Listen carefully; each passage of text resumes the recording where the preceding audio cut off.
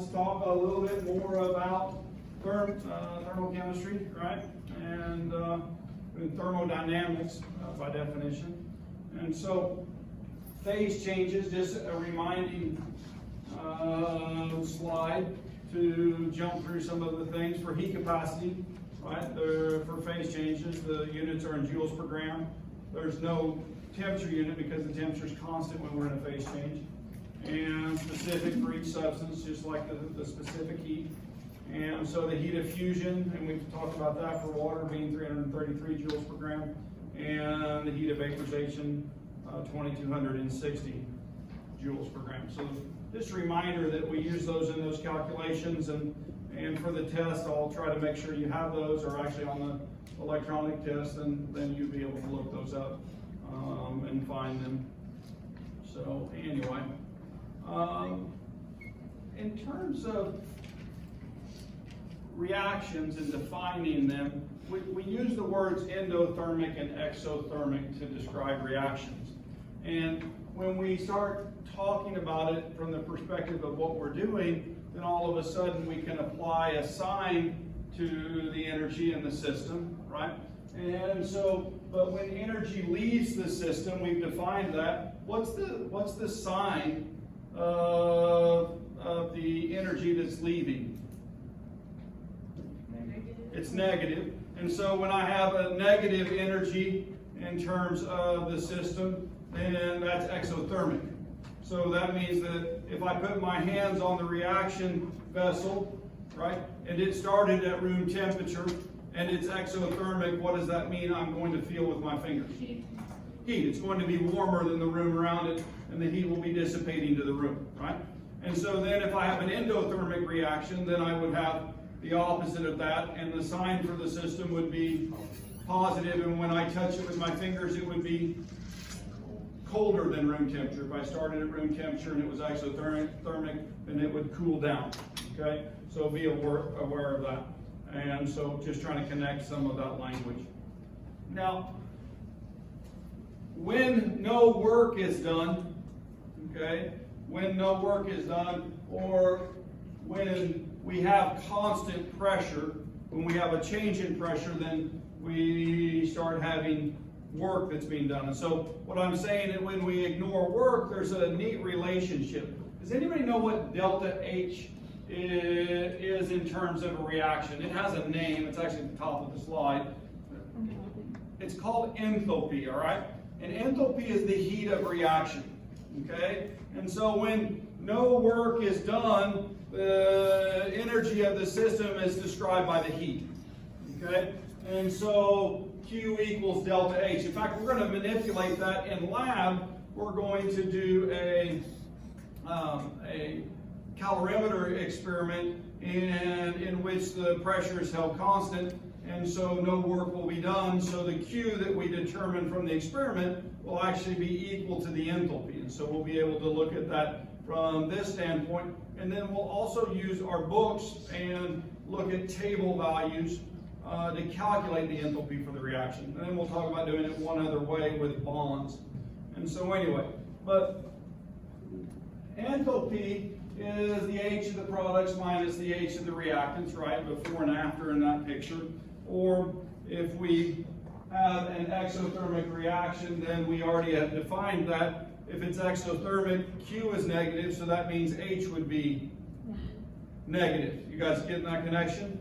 So if it's endothermic, it is positive, right? And so that's what we're seeing here. Now think about two processes. If I have liquid water and I need to make it ice, okay, how do I do that? How do I make ice? How do you guys do it? I freeze it. I take my liquid water and I set it in the freezer, right? And so my system is the container that has the water in it. And when I put it in the freezer temperature is colder than the water is. And so the heat is removed and lost to the freezer. You guys with me? And so when it does that, then those molecules slow and ultimately crystallize and turn into a solid. Okay? That's an exothermic process. Now if I take that same cube and I set it out here on the counter in this room, what's the cube going to do? The exact opposite. It's going to do the exact opposite. Heat from the room is going to go into the cube. You guys with me? Heat from the room is going to go into the cube and it's going to turn it back into liquid water. Okay? So those two reactions shown on the board, if you'll notice the phases, right? When I have a phase change from liquid to solid, right? Then that's an exothermic because we have to remove heat from the system. Now this one's actually showing liquid to gas, but if I had solid back to liquid, then that would be endothermic also. Any of those steps would be considered endothermic when I have to put heat in to do that, okay? So starting with room temperature water and doing phase changes. So those are endothermic and exothermic. Now, evaporation is a process, is actually cooling, isn't it? How do our bodies cool? Do you guys know? Sweat, and then as the sweat ends up on the surface, then it starts evaporating and cools us down, doesn't it? When are the miserable days? When it's really humid, right? Why is it more hot on a humid day? We don't evaporate as much water, do we? Because it's in equilibrium, and so we remain a little bit hotter, right? Even at the same temperature because of that, because that's an equilibrium that's occurring there. So evaporation is cooling, all right? All right. There are tables in the back of your book. I didn't bring my book because of the circumstance of getting here on time. And those tables are thermodynamic tables. And the tables have 3 different values in them, okay? Have 3 different values. They have delta H, right, which is the enthalpy, and we're talking about it. It has S, which is the entropy, okay, so that's a capital S, and that describes disorder. And then the third value is a combination of those two, and it's called the Gibbs energy, all right, or Gibbs free energy. I'm going to introduce Gibbs and entropy in semester 2, okay? So right now we're going to focus on the enthalpy, but just be aware that those tables have what's called standard state, and the calculations for all 3 of them work exactly the same, okay? So we're just going to look at one for this semester, and then we're going to switch and look at the others next semester. All right, we go back to thermodynamics. So, now, state functions. Do you guys know what a state function is? State property. Properties which depend only on the initial and final state.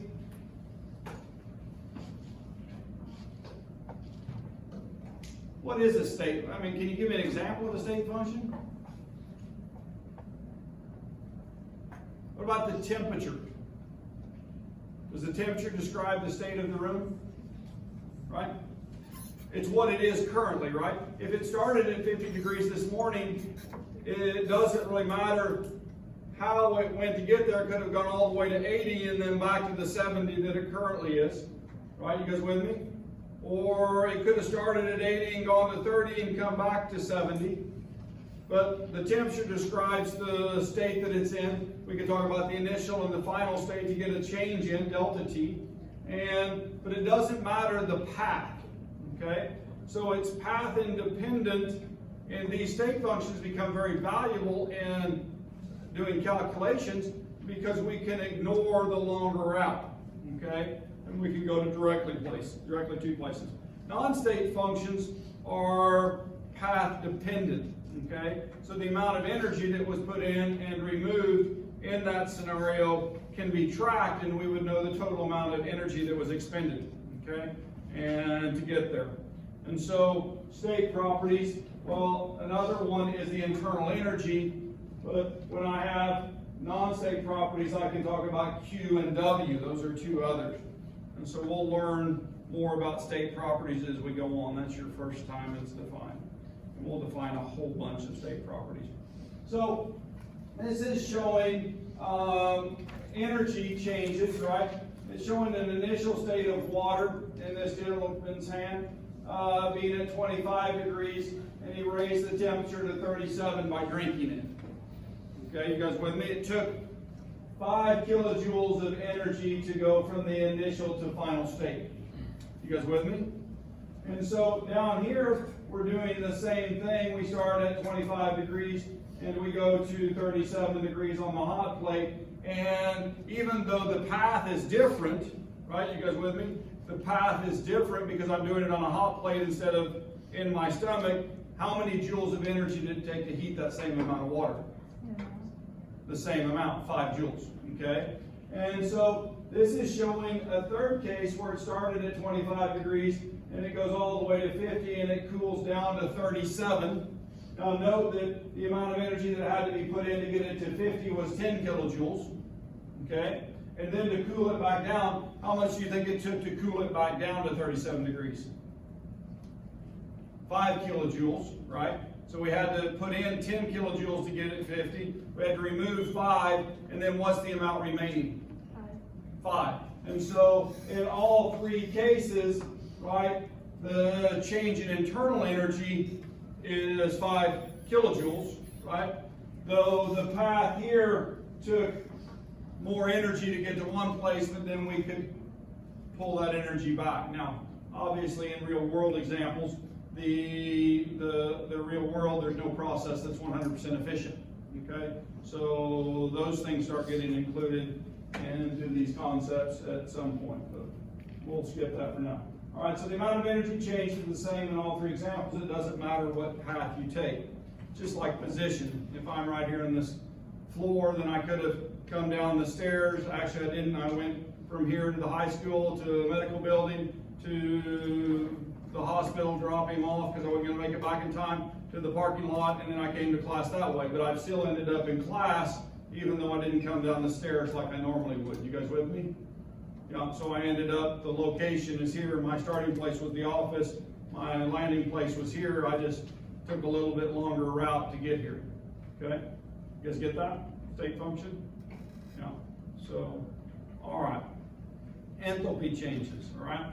So, for a reaction like this, H2 plus 1/2 O2 yields H2O. Now, I have something on the board I haven't used much in here.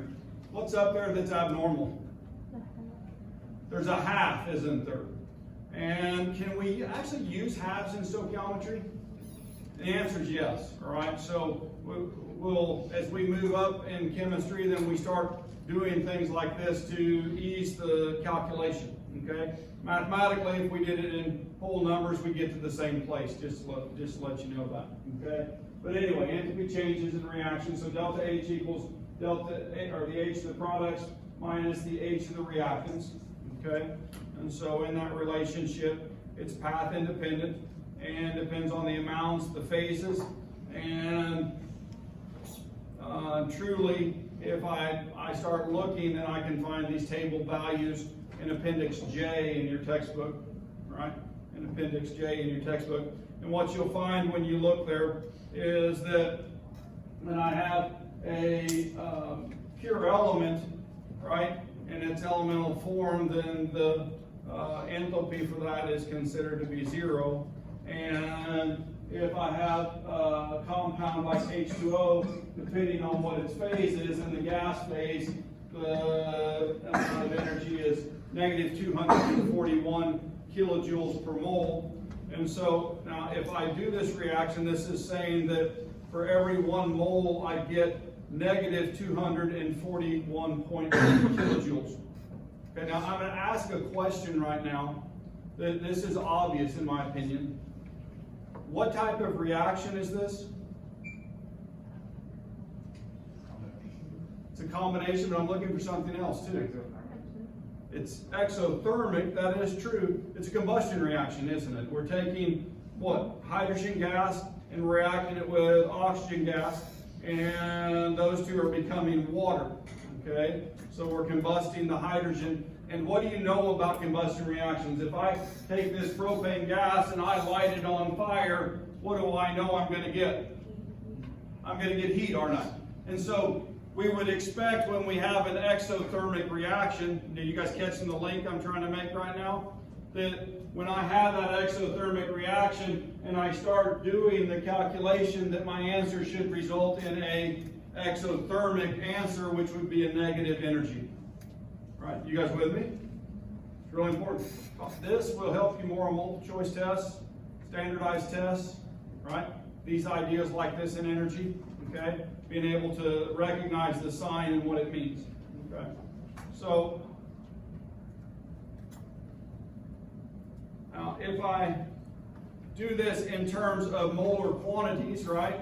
Then when I start changing from H2 to 2H2 and 1 oxygen, you guys catch that up there?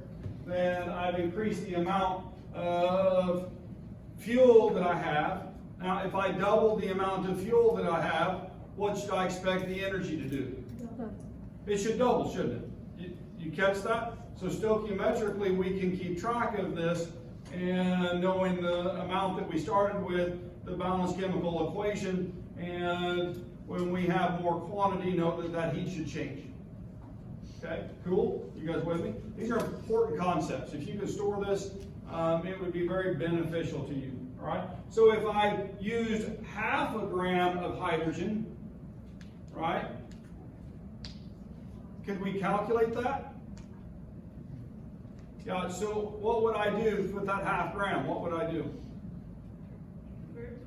Convert it to moles, and then I would do the same calculation with the new molar amount. So what would half a gram of hydrogen be in terms of moles?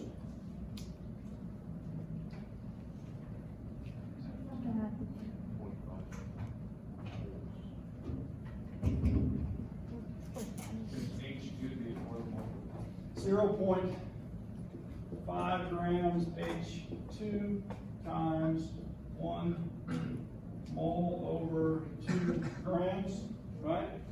So that would equal 0.25 moles of H2, right? And so then if I look at that in terms of the H2O, how much H2O, assuming the oxygen is unlimited, right? How much H2O can we make?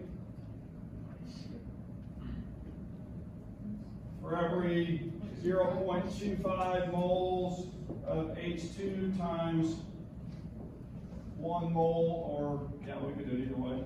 1 mole of H2O to 1 mole H2, or if we were doing it from the bottom balanced equation, it would be 2 over 2, which is still 1, right? You guys with me?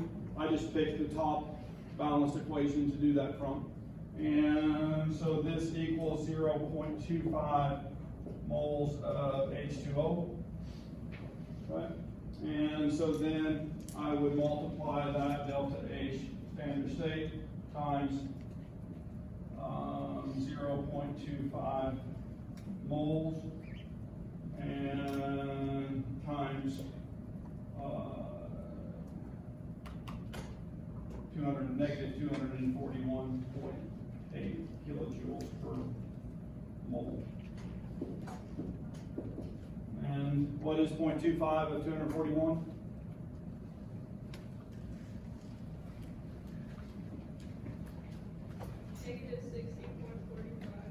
Negative 16.45 kilojoules of energy for that process. Okay? Now, I picked in this reaction two things that had 0, right? Had 0 for their delta H's, right? I made that to make that calculation easier as our first look at it. So, anyway, oh yeah, negative 60 kilojoules. So there it is.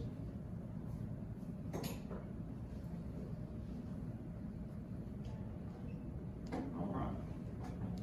So this is showing the same thing that we were seeing in the warming water picture, but it's actually showing it for the reaction that we just did. Now I want you to notice something, okay? And in this, it's actually a different combustion reaction, but our product CO2 and water in this case. But if I take the methane plus oxygen, right, to make that happen, I have to break all of those bonds, right? And so I have to initiate the reaction by putting in some energy to get that started. But once I do, it's exothermic enough that the reaction continues. But what I want you to see is that to get all those bonds broken, it's in a higher energy state. When I get done, it's in a lower energy state. And what are we losing? We're losing heat, right? Now, there's an intermediate stopping point in this reaction. If you start looking at phases, note this is a gas and this is a gas. It doesn't change. But what's the water doing right here? It's phase changing, isn't it? And so when we're doing these calculations, if we have a resulting phase change, then in reality we do the reaction, we get to the products in the gas phase, and then the water condenses and we get an additional amount of energy.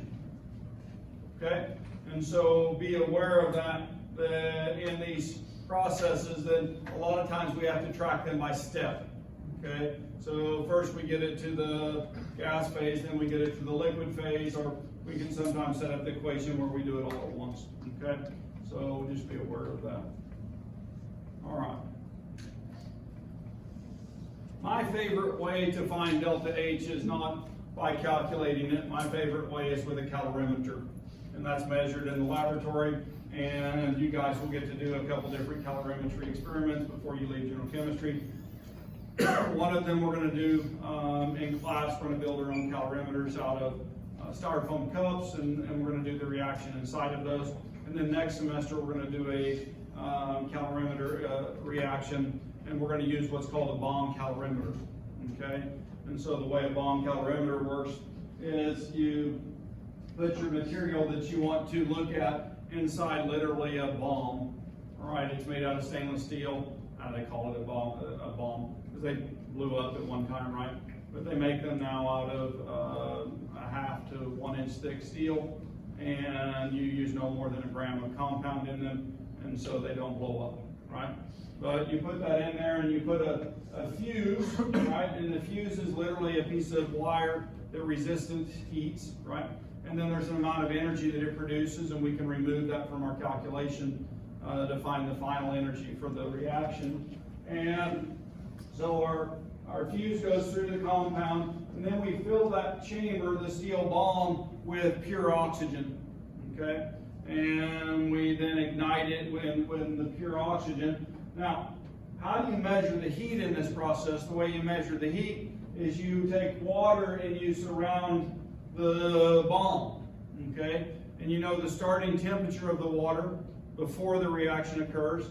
You ignite it, and the heat transfers from the reaction to the wall of the steel bomb into the water, okay? And note there's a mixer there, and that temperature is tracked either by a thermocouple or a thermometer. And that temperature change for the water is actually how the energy is calculated. You don't get it from the reaction, you get it from the temperature change of the water. Now, some heat is absorbed by the bomb, okay? And so the heat that's absorbed by the steel walls of the bomb itself, of the outer jacket of the water container, the stirring apparatus, the wires, and all of those things, they absorb a little bit of that heat, right? You guys with me? And so you have to determine, there's ways to determine experimentally the amount of heat that's going to be removed by the calorimeter per degree temperature change. And so we set that up, and so we end up finding the Q of the bomb, and then we find the Q of the water from the temperature change, because we have the mass of the water that we put in. It's always 2,000 grams. I don't know why, it's just a fixed amount. And we have the Q of the bomb, and so for that, if we have those two numbers and we add them together, the negative of that is Q of the reaction. And so then we determine the heat of reaction for the process. We're going to do this in lab, like I said, with a styrofoam bomb calorimeter this semester, and then next semester we'll actually run the bomb calorimeter. Cool? All right. So the other way to determine the heat of reaction, the enthalpy, is from heat of formation calculation, like we just did. Okay, now I didn't give you the equation yet. I'll give you that here in a second. And then the other way is from bond energies. And so literally you have to be able to draw the Lewis structures to do it that way. And so it's not taught until, I think, chapter 8, when it's thrown back in there because we don't have the greatest ability to build those low structures yet. I always think maybe we should do those very first, right? All right. So here is a calculation you're going to see in sapling, one like this.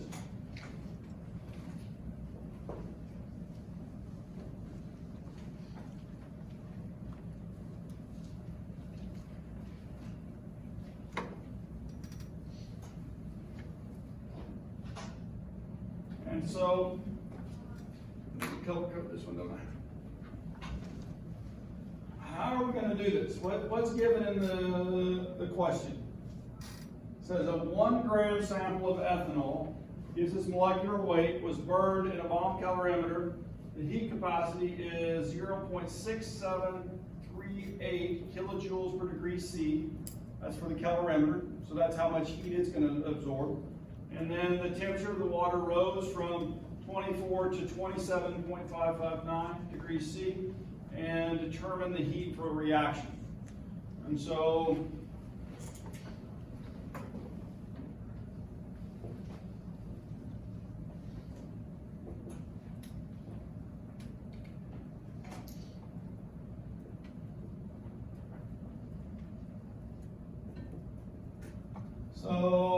negative Q of the reaction is equal to Q bomb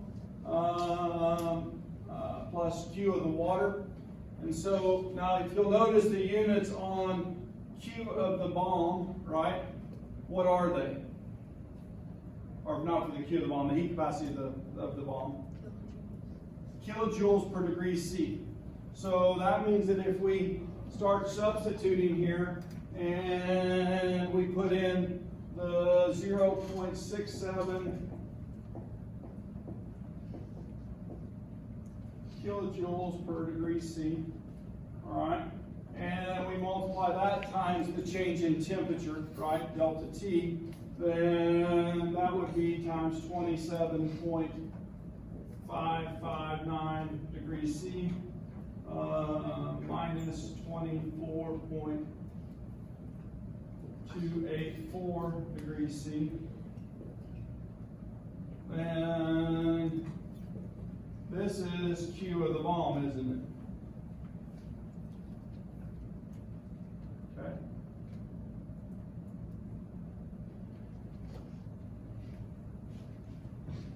That answer to that would be in kilojoules. And then I think that you guys can set up Q of the H2O. Okay? What's the equation you're using? Mass times, here, I'll write it up there. Q equals MC delta T. Okay? And now what phase is the water in? It's in liquid. So what's the heat capacity for, or a specific heat for water in the liquid phase? 4.184. C equals 4.184 joules per gram degree C. And then what was the other thing I said? How many grams of water do we use in a bomb calorimeter? Did anybody catch that? 2,000. Mass equals 2,000 grams. Okay?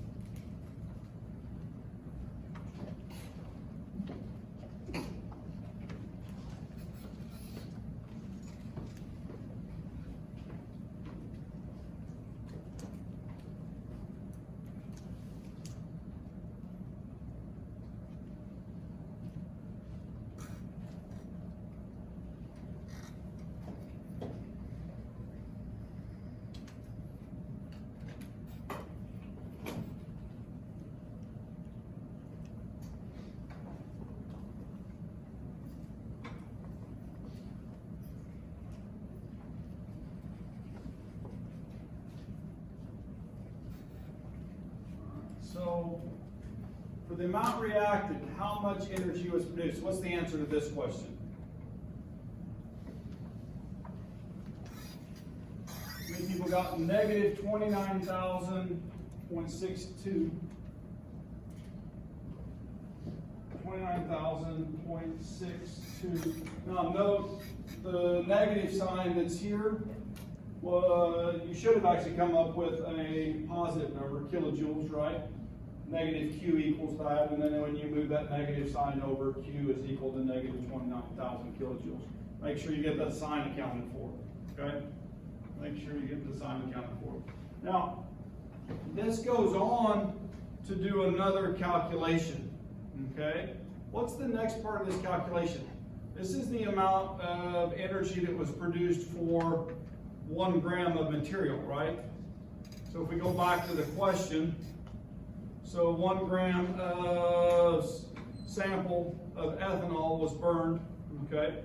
And so instead of having 1 gram, can we convert this to moles? Yeah, we can. And so that's what the next part of this calculation is doing, is it's trying to get it in kilojoules per mole, which would be the unit that we would report it in, okay?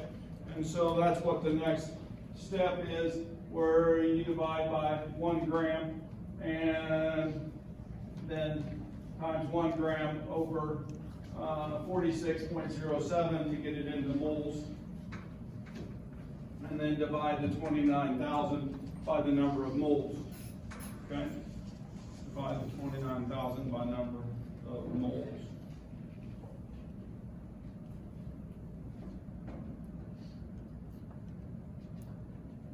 And then we would have joules per mole, or kilojoules per mole, depending on which final unit we would like to. You guys see that? So,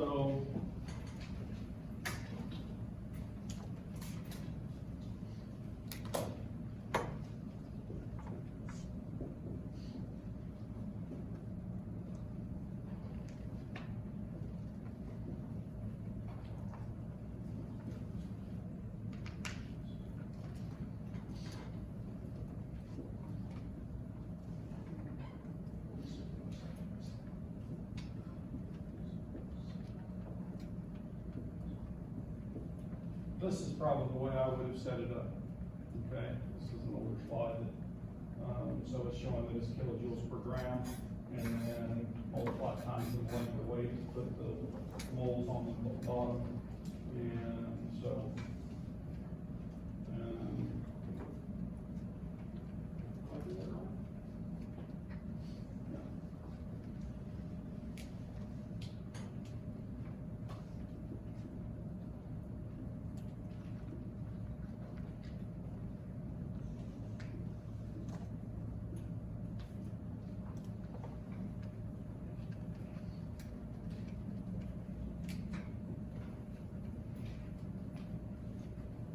yes, sir. Why is the initial heat for the bomb and the water the same? What do you mean? In the problem you put for the change in temperature of both of them, it was the same, equated to 27 minus the 24. Yeah, because that's the change in temperature for the bomb and for the water. Okay. So the water is in contact with the bomb, right? Which is in contact with the reaction container. And so all of those things change temperature together.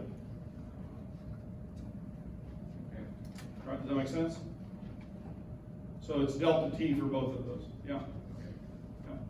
And so in this it's calculated just delta T right here, 27, so it's just showing it as 3.275, and then you can use that in both Q terms. Q water and Q bomb. Okay, so that's just the temperature that it arrived at. Both the calorimeter started at one temperature, the water started at one temperature, they were at equilibrium, right? And so then the reaction occurred, they went to a new temperature, so temperature final minus initial gives you the temperature change. Does that help? Okay. Anything else?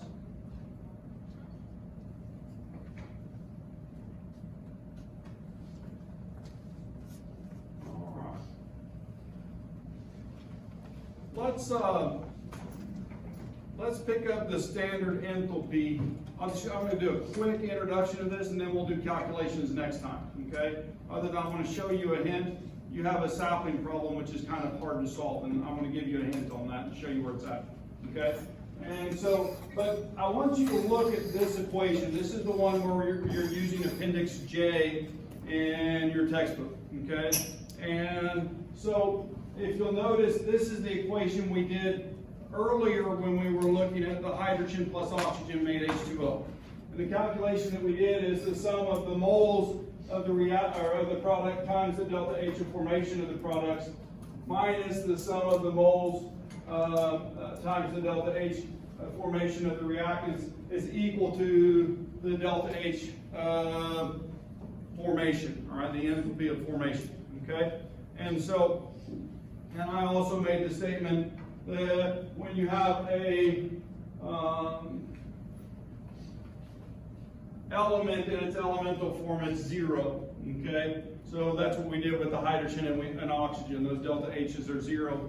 Now they're also in the tables, you can find them there, but it will show a zero value for them, right? So now, this is an example problem, but I want to skip over that. It's going to be from those values that we look up in Appendix J, and I'll bring my Appendix J next time, and we'll do that calculation. Now, there's a sapling problem that does exactly this, okay? And it's asking you to look at this reaction, all right?